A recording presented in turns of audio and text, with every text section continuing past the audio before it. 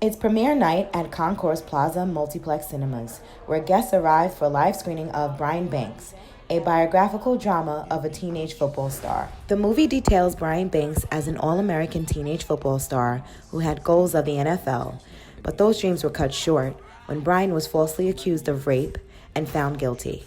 Many gathered to watch the premiere, including Bronx Deputy Borough President Marika McFadden. Some of us were not aware. I know I wasn't originally aware of this story of injustice. It speaks to how African American men and women engaged the justice system and how sometimes it fails. And, in this movie, I think there'll be some redemption as well. Chairman of the Bronx Fathers Taking Action Committee, Payne, brought many of tonight's audience, and he tells us the reasoning behind this film. Bronx Fathers Taking Action Committee, we're here today to celebrate the debut of this wonderful movie, the Brian Banks story. I think it's a true story of perseverance, wrongful convictions, and I think in today's society, this provides an environment where we could talk about some tough topics with our youth and give them some perspective, hopefully.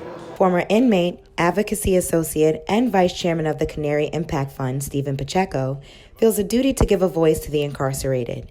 He explains the impact this film had on him. Perseverance and resilience is key in anything you do in life, and I feel like Brian Banks embodies that as somebody who has been formerly incarcerated.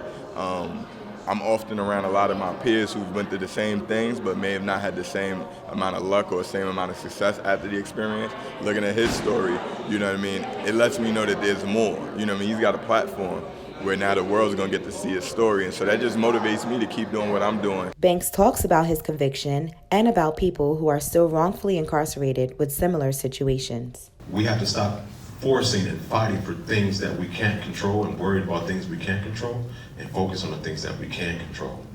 What we can control is ourselves while being in unwanted situations. Upon exiting, guests received an advanced reading edition of Brian's book, What Set Me Free, a true story of wrongful conviction, a dream deferred. Reporting for BronxNet, Chanel Thompson. I'll tell you what's extraordinary. I am.